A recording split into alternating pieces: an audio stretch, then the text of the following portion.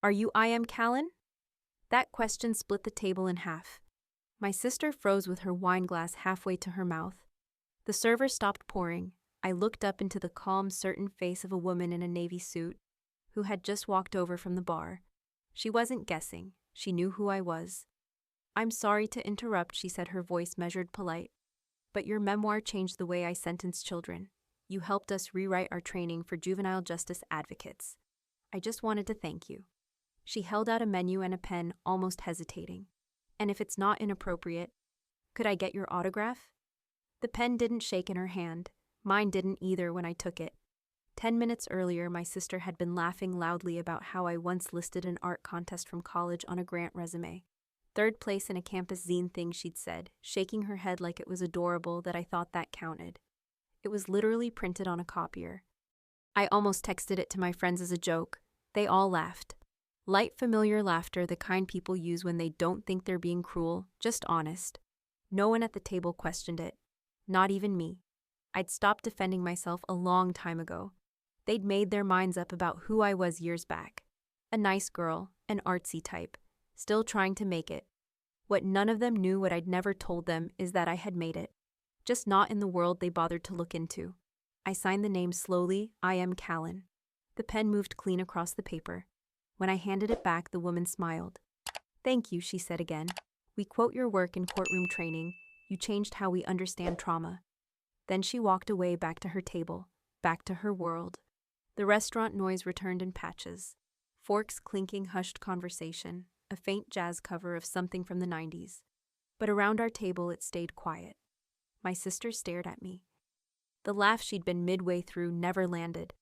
My father cleared his throat. My cousin blinked. She finally spoke slowly, like each word had weight. I am Callan. That's you, I nodded. Yes, you never told us. I kept my voice steady. You never asked. If someone once erased you only to later act stunned by who you became, subscribe. This is your story too. And if you've ever smiled through the humiliation because you knew what they didn't, go ahead and follow. This one's for us. 6 days earlier, she'd chosen the restaurant. High-end downtown, polished concrete, and oversized wine glasses. The group text came with seating instructions and a reminder, no pressure on what to wear. It's not a gala or anything. Translation, don't overdress. Don't stand out. She introduced everyone like trophies. This is Uncle Matt banking. Clara's almost done with law school. Emily just got promoted at Deloitte. Then she gestured at me. And my sister. She's freelancing, right? A little illustration stuff here and there. Still freelancing. Still doing art stuff. Still. I smiled. Said nothing. Reached for my water. Tried not to remember how many times I'd been introduced like that. Like someone who never quite left the starting line. I should have expected what came next, but somehow I didn't. Halfway through the meal, after the entrees hit the table, she started in on my resume. You know what's wild, she said to no one in particular. She once applied for a grant and listed 3rd place in a campus zine contest under awards. I actually snorted. It was like watching a 5-year-old write a job application. The laughter wasn't loud, but it was there. My dad didn't laugh, but he didn't interrupt her either. I looked at my salmon. It was overcooked.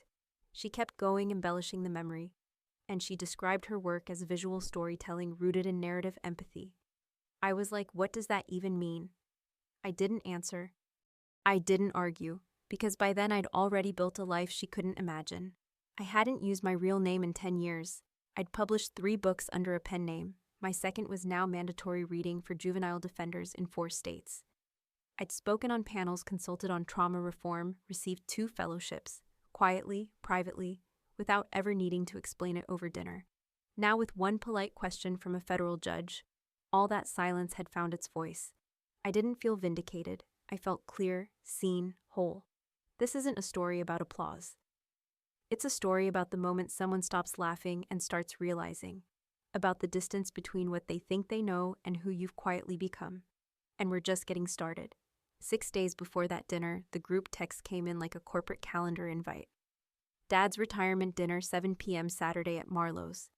My sister, of course, had chosen the place. Expensive, exclusive, the kind of restaurant that doesn't list prices and expects women to bring a wrap. Underneath her message, she added, no need to dress up. It's not a gala. Just wear what's comfortable for you. I stared at that line for a moment too long. For you. That wasn't kindness. That was code. It always was. Translation, you don't belong here, so don't try too hard.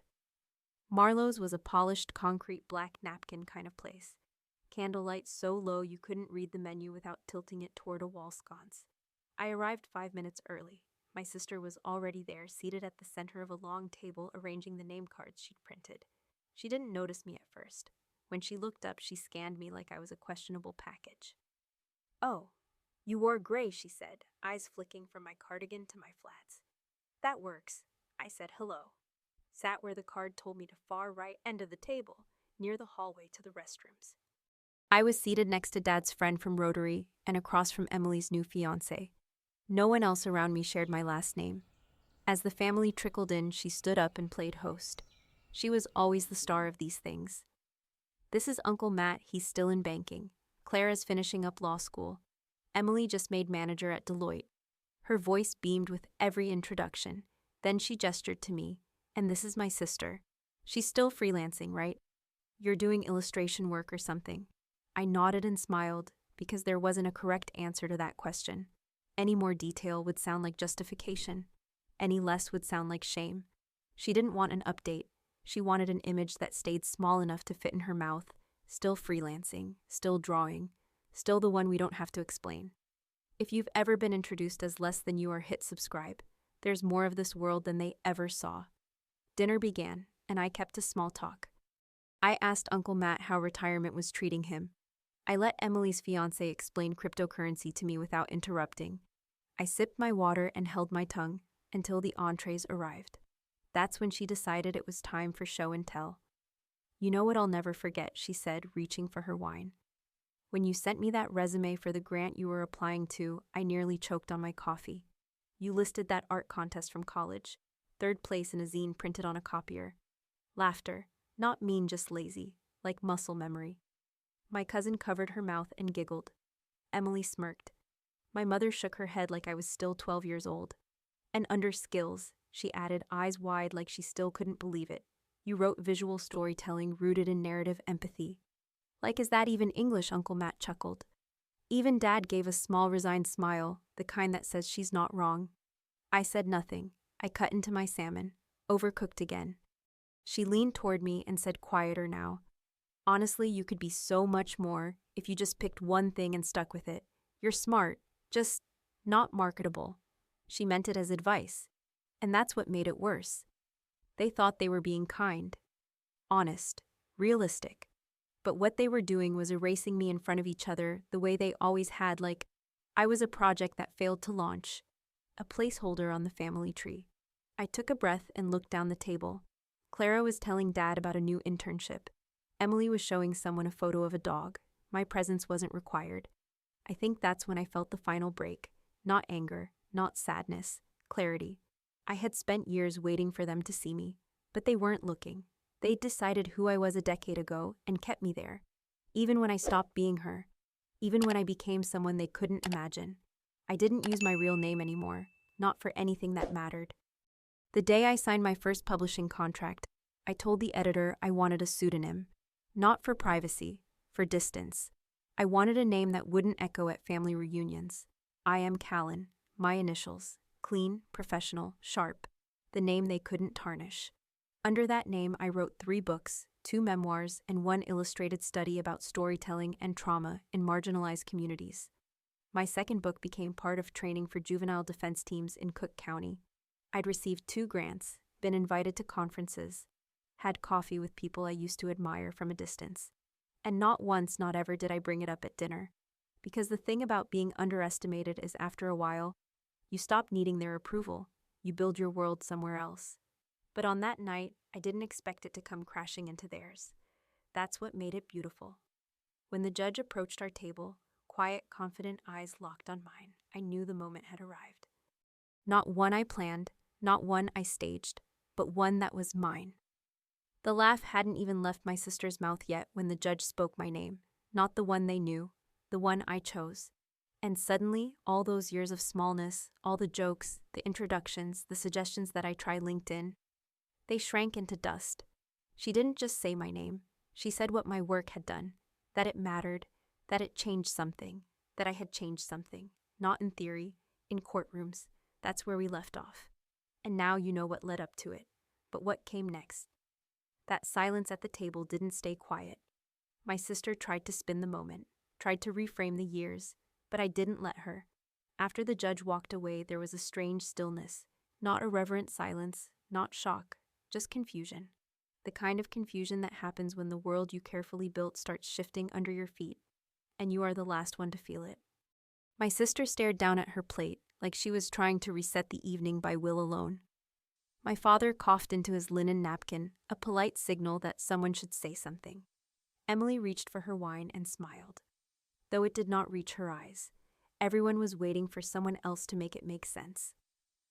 My sister tried first. Well, that was unexpected, she said, placing her glass down and laughing a little.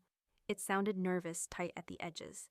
I didn't realize you were still doing that stuff seriously. I thought it was more of a side project thing. She said it like she was trying to rescue herself, as if she had not spent most of the dinner turning my career into a family anecdote. I said nothing. She leaned in just slightly, her voice softening. You never told us you were writing books, or that you had a pen name. I am Callan. That is kind of bold. I placed my fork down slowly. You never asked. That was it. No heat, no blame, just truth. Small, quiet truth that hit harder than anything I could have yelled. She blinked, visibly unsettled. I mean, I just figured if something big was happening, you would say something. I would not have joked if I had known. I kept my voice even. If you had known I was worth respecting, the table went still again. My father cleared his throat but did not look up. My mother reached for her water. No one moved to help her. For once, no one rushed in to smooth things over. I never meant to make you feel small, she said finally. But you did. I let that sit. Not to hurt her, just to be honest. She had made me feel small, and for the first time I was not going to pretend it was anything else. She opened her mouth to respond, then closed it again. There was nothing else she could say without contradicting the truth. I wrote that resume 10 years ago, I said, turning my voice toward the whole table, back when I thought credentials might open doors. I believed if I stacked enough small awards and careful words, someone might see the work behind it. No one interrupted. But I stopped trying to impress the wrong people when I realized the people I was writing for never asked for a resume. They just wanted to know if I could tell the truth, and if I could help them tell theirs. My sister tried again, voice lighter. You always were a good writer. I just thought it was more of a hobby. You never really shared it with us. I looked at her and said I stopped sharing when I realized you only hear what fits the story you already wrote about me. She shifted in her chair, glanced at our father like she was hoping for a rescue, but none came. I am not angry, I added. I just finally understand that you needed me to be small so that your life made sense.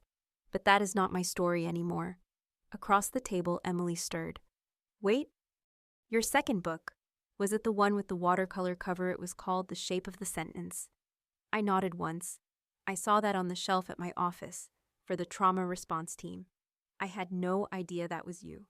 It is mine, I said. I wrote it 2 years ago. She blinked. It was incredible.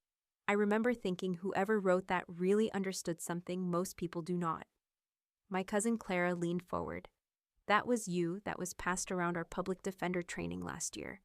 You were the keynote at the summit, right? I nodded again. That is when I saw it shift, not just surprise recognition. They were connecting something meaningful in their world to someone they had dismissed in their own family. They were realizing the distance between who they assumed I was and who I had become. But the moment that mattered most came from someone else. My niece, 16 years old, shy and quiet all evening, leaned across the table slightly. We read that book in school last semester, she said. There were drawings in it. It looked like your style. I told my teacher it reminded me of you, but she said the author was someone named Callan. It was me, I said, smiling. I used a pen name. Her eyes widened. That book made everyone cry. We talked about it for a week. It was written for people like you, I said. She looked at me like she was seeing me for the first time. Not as someone who had changed, but as someone who had always been more than they were told. My sister stood up, said she had to call the sitter. She left before dessert. No goodbye. I did not chase her. I did not explain. I did not apologize for taking up space. I stayed. For the niece who asked questions. For the cousin who looked at me differently. For myself. When the check came, I let them cover it. Not out of pettiness, not to make a point, but because I no longer needed to prove I belonged. And for the first time in my adult life, I left a family dinner without feeling smaller than when I arrived. After my sister left the table, no one rushed to fill her seat. It sat empty, like a reminder of everything that had just changed. Not loudly, not violently, just irrevocably. Her exit was not dramatic. She gathered her purse, mumbled something about needing to check on the sitter, and slipped out through the side door. No goodbyes, no apologies, no one followed. What remained was something I never thought I would feel at a family dinner. Peace, not comfort, not celebration, just a silence that did not press against my chest. For a long moment, everyone sat in it. Clara folded her napkin slowly. Emily looked down at her hands. My mother swirled the stem of her wine glass, watching the movement more than the liquid. No one tried to pivot the conversation. No one tried to undo what had just happened. That was the shift. I did not have to explain myself anymore. I did not have to shrink. My niece, seated 2 chairs down, leaned toward me. She was 16 years old, soft-voiced, and always careful with her words. "Can I ask something?" "Of course," I said. "In your book," she began, "the one with the girl and the yellow sneakers. Was she real?" I looked at her, remembering the panel from the second memoir. The sketch of a young girl sitting in court, oversized hoodie face, half in shadow, untied sneakers, glowing like the only bright thing in the room. "She was real," I said. "Several people shaped her, but yes." My niece nodded slowly. She said something about opening her mouth in court and feeling like the whole room got louder, like she was just noise. That line stuck with me. I remember reading it and thinking, this is what it feels like when no one listens, even when you are telling the truth. I nodded. That line was not written. It was remembered. That was the emotional center of the night, not the autograph, not the judge, not the silence after my words, but this. A girl in my family had seen herself in a piece of work the rest of them ignored. That was the truth I had been living. That was the quiet power I had protected. Across the table, Clara cleared her throat. "I am embarrassed," she said softly. "I saw that book in our office library. Juvenile Advocacy. It is in a display case. We were told to read it before the new cycle of public defenders. I read it. I just did not know it was you. It was meant for people doing the work," I said, "not for credit." Emily joined in, her voice small. "I remember hearing about that author Callan. One of the partners used your case study in her training. You were quoted on the first slide. I did not know what to say to that, so I smiled. Not smugly, not bitterly, just softly. Because this moment was not about proving anything. It was about finally being seen." My father finally spoke. "You have always been different," he said. His tone was not critical, just quiet. "I never knew what to say about your work. I thought it would fade, but it did not. You stayed with it." He looked at me then directly. "That was my mistake. I assumed you were lost because I did not recognize the road you were on." That admission cracked something in me, not because it was dramatic, but because it was the first time he had ever acknowledged that he saw me at all. I wanted to be angry, but I was not. I wanted to ask why it took so long, but I already knew the answer. People only understand what they have categories for, and I had never fit inside theirs. "I never stopped working," I said. "I just stopped announcing it." Clara exhaled like she had been holding her breath for years. "You are brave," she said, "not just for writing, for not letting it make you hard." That touched something deeper than I expected. Because she was right, I had worked hard not to become bitter, not to let the silence around me turn into a wall. When the waiter returned with dessert menus, no one reached for one. Instead, we sat there, talking, really talking, about advocacy, about why I had changed my name, about the real people behind the illustrations. Not in a performative way, not as a spectacle, just people finally curious about something they had ignored for far too long. At the end of the night, my mother stood beside me as we waited for our coats. She was holding hers tight in both hands. She looked unsure of her own posture. "I should have asked more questions," she said. I nodded. "You still can." She looked up, then startled by the offer. But I meant it. That was the shift. I was no longer protecting my work from my family. I no longer needed their applause or their comprehension, but I was no longer hiding either. My niece walked beside me toward the door. "Will you send me your first book?" she asked. "I want to read it from the beginning." I told her I would. And I meant that too. Outside, the wind off the river was sharp, but I did not feel cold. I stood beneath the restaurant's awning waiting for my rideshare and let the night wash over me. It was not revenge. It was not triumph. It was peace. That was the shift. Not that they had changed, but that I no longer needed them to. 2 days after the dinner, an envelope arrived at my apartment. It was cream-colored, thick, hand-addressed in black ink. No return address, just my name, my real name, in careful cursive. Inside was a folded sheet of lined paper torn at the top, like it had been ripped from a spiral notebook. No stationery, no letterhead, just ink and nerves. It was from my sister. I sat on the couch for a while before opening it. I held the paper like it might bite. There had been too many years between us, too many small humiliations that had never been spoken aloud. I was afraid this letter would pretend none of them ever happened. But it did not. It began, I was wrong. 5 years younger than me, but she had always been the loud one, the fast one, the first to speak, and the last to listen. But the handwriting in the letter was hesitant. Not in its form, her penmanship was still perfect, but in its rhythm. There were pauses, words scratched out, one sentence rewritten 3 times. I have spent so long trying to be important in all the ways people expect job title, marriage, mortgage presents at every family event. I thought I was doing everything right. I thought I had to be the center so that no one noticed how hollow it felt. She had never said that before, not once, not to me, not to anyone. She continued. "When the judge walked up to our table, I did not recognize her, but I recognized the look on your face when she said your name. It was the look of someone who has had to do everything without applause. I felt ashamed not just because I did not know, but because I never asked. That line, that was the emotional fracture, the crack that let in something real. I had not needed her praise, but I had needed the silence to be broken. The letter was not long, maybe a page and a half, but it moved carefully. She told me she had gone home that night and searched for my books. She had watched a panel I had done the year before about healing through narrative. She said she cried, not because I had done something extraordinary, but because she had missed it entirely. Asterisk, I do not expect you to forgive me overnight, she wrote, but I would like to start again if you are willing, not to be close right away, just to be honest. It was the first time in our lives that she had spoken to me without performing.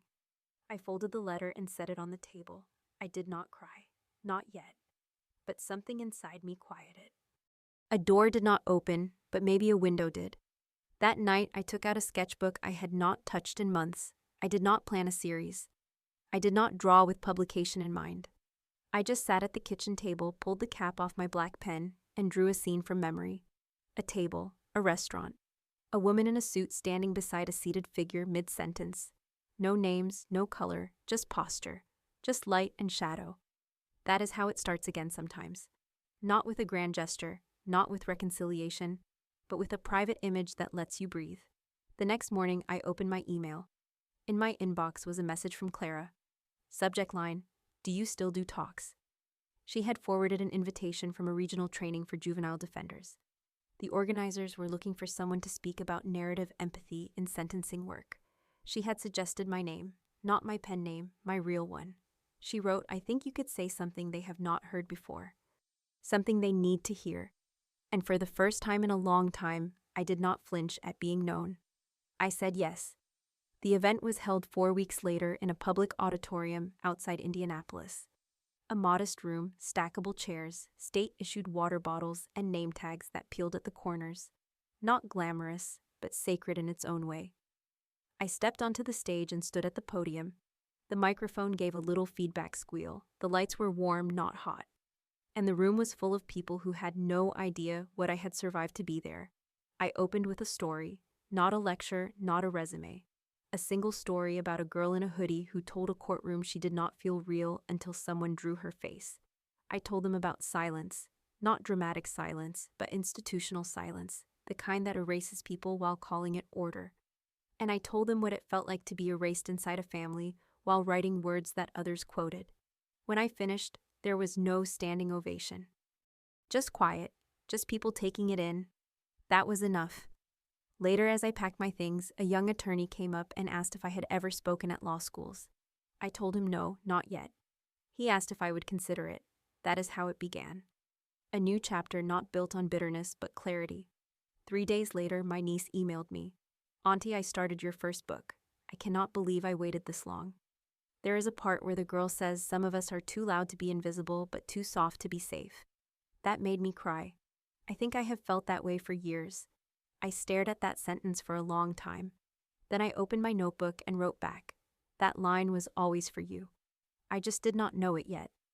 3 months after the dinner, I received an invitation I almost ignored. It was a group message like so many others. Subject line: Mom's birthday lunch, RSVP.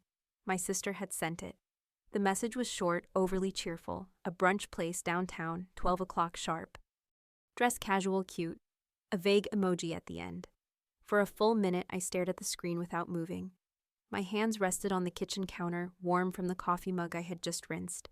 I had told myself I was finished with performances, that I no longer owed anyone attendance out of guilt. And yet something in me stayed still, not out of obligation, out of clarity. I was not walking into the same room anymore, and they would not be seeing the same person. I clicked yes. The morning of the brunch, I dressed simply. A soft blouse, slacks, a canvas tote slung over one shoulder. No designer label, no attempt to prove anything. Just a woman walking into a room on her own terms. The restaurant was bright and loud, full of chatter and clinking silverware. They had pushed 3 tables together. My mother sat at the center in a coral blouse, beaming as people arrived. My sister stood nearby, offering hugs and directing the servers. She saw me. Her expression shifted, but not with surprise, with awareness. "Hey," she said, touching my arm lightly. "You made it." I nodded. "You invited me." We smiled thinly but truthfully. I sat next to my niece. She grinned and pulled her phone from her bag. "I brought something," she whispered. She had printed the quote from my book, the one about being too loud to be invisible, too soft to be safe, and placed it inside a clear phone case. It was visible now behind the screen. "I look at it every morning," she said. "It makes me feel like I'm allowed to exist." That moment, the quiet honor of being carried into someone else's world, was stronger than applause, stronger than recognition. It was legacy. Across the table, Clara handed me a small envelope. "A thank you," she said, "for speaking at the training. The feedback was incredible." Inside was a handwritten note from the organizer. "You reminded us that stories shape law more than statutes ever will." I folded it carefully and tucked it into my bag. The meal went on without tension. The conversation was ordinary: my father's new hobby, Emily's upcoming wedding restaurant recommendations. But something had shifted. No one made jokes about my career. No one asked if I was still doing art. They asked where my next talk would be. That was the quiet return. No trumpets, no grand apologies. Just the absence of mockery. Just space. When the check came, my mother stood and insisted on covering it. "It's my birthday," she said. "Let me do something for once." The table laughed light and easy. Outside, as we waited for rides, my sister approached me. Her voice was low, so no one else would hear. "Thank you for coming." I nodded. "I meant what I wrote," she added. "I don't expect you to forget everything, but I'm learning, slowly." "You are," I said. "So am I." She smiled. A real one this time, not polished, not performative, just a person letting something go. We said goodbye without promises, just eye contact, just peace. Later that evening, I sat on my balcony, notebook in hand. The city lights glowed softly in the distance. The traffic below was muffled by the trees. I sketched a single image: a long table, 3 chairs empty, the rest full. A place where there had once been silence, now holding conversation. Not a masterpiece, not even a finished drawing. Just proof that I had returned without disappearing. 1 month after the birthday brunch, I was asked to speak at a university. Not a law school, not a justice symposium. An undergraduate class: Narrative and Power in American Society. I had been recommended by one of the young attorneys who heard me speak in Indianapolis. He said, "You are the reason I changed my concentration." The professor had sent me a short note. "Your work shifts how my students understand voice. I hope you will bring yours." It was a small seminar room with wide windows and too much sunlight. 20 chairs in a circle, no microphone, no stage. I arrived 10 minutes early, sat down, breathed, looked at the whiteboard. One of the students arrived first, sat beside me and said, "You wrote that book about the girl in the yellow hoodie, right?" I nodded. He nodded back. That line. She felt like a closed caption in a room with no sound. That line stayed with me for weeks. I smiled and said, "It stayed with me too." They asked questions not about awards, not about sales, but about silence, about how a person keeps speaking when no one is listening. One girl asked how you know when a story is ready. I told her it is not about readiness, it is about honesty. If you can read it out loud and not lie, I said it is ready. After the session, one student lingered, tall, soft-spoken, clearly carrying something. He said my older brother always made me feel like I was the weak one. I never said anything. I just tried to get better at hiding. But when you talked about protecting your work by making it invisible, I understood. I think I do that too. I nodded. It is not weakness, it is intelligence. But it costs you. He looked down. It does. We stood in that moment for a while, two people who had lived inside someone else's version of the story. And then he said thank you, not as a compliment, as a confession. Afterward, I walked through the campus slowly, trees blooming late, students lying on lawns in tangled backpacks and bright socks. I used to imagine myself in their place, back when I still thought education was the only way to earn a voice. Now I knew better. The voice comes first, the space comes second. The world hears you when you stop needing permission. That night back in my apartment, I opened my sketchbook. Not the public one, not the one I used for work, the private one. The one with uneven edges and 2 pages glued shut because I spilled coffee on them. I turned to a fresh page and wrote a single line at the top. She never needed a louder voice. She just needed the world to stop talking over her. Underneath, I drew the same girl again, the one with the hoodie and the yellow sneakers. This time she was standing in a hallway, light pouring behind her, one hand on the door. Not pushing it open, just deciding if she wanted to. The next morning, I received a voicemail from my sister. She sounded different, not rehearsed, just real. "Hi, I was wondering, no pressure, but I found a local reading group that's been using your book. I did not know that until I saw your name on the flyer. They are meeting in 2 weeks. They invited the author. I told them I knew you, but only if you wanted to come. If not, I understand." She left her number, said no need to call back. I listened to the message twice. Then I set the phone down and stood at my window. The world outside was gray, not sad, just soft. I did not cry. I did not answer her, at least not yet, but I smiled. Because that was the final word. Not victory, not revenge, not vindication, permission. I had given myself permission to be exactly who I was without demand, without disguise. And slowly, finally, the people around me had started listening. They still did not know the whole story. But I did, and I knew how it ended. Not with applause, not with a perfect sentence, just with peace. This story is a masterclass in quiet power. It doesn't shout it, listens, heals, and then speaks when it matters most. If you believe in stories that restore dignity rather than seek revenge, this is your blueprint. If you want a story like this written for your life, your voice, your silence, let's begin.